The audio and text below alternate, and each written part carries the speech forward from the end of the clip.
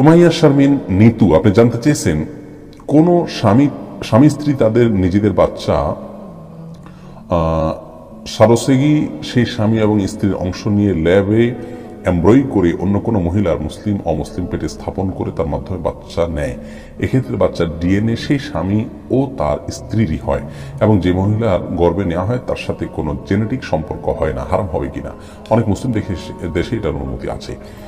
বোন, এই বিষয় নিয়ে আমার ব্যক্তিগতভাবে খুব বেশি জানাশোনা নেই। টেস্ট টিউব বেবি নিয়ে আমাদের জানাশোনার পরিমাণ খুবই কম, যার কারণে আপনার প্রশ্নের আমি আজকে উত্তর দিচ্ছি না, স্কিপ করছি। তবে মৌলিকভাবে একটা নির্দেশনা আপনাকে আমি দিচ্ছি, সেটি হলো এই ধরনের বিষয়গুলোতে যথাসম্ভব আপনি এই পদ্ধতিগুলোকে অ্যাভয়েড করার যদি কোনো ওয়ে থাকে তাহলে সেটাতে যাওয়া উচিত। অনেকে আজকাল নিজেরা প্রেশার নিতে চান না, নিজেরা ঝামেলা থেকে বাঁচার জন্য এই পদ্ধতি অবলম্বন করেন। আল্লাহ মাফ করুক, এমনটি যদি করেন তাহলে সেটি জায়েজ হওয়ার কোনো কারণ থাকতে পারে না।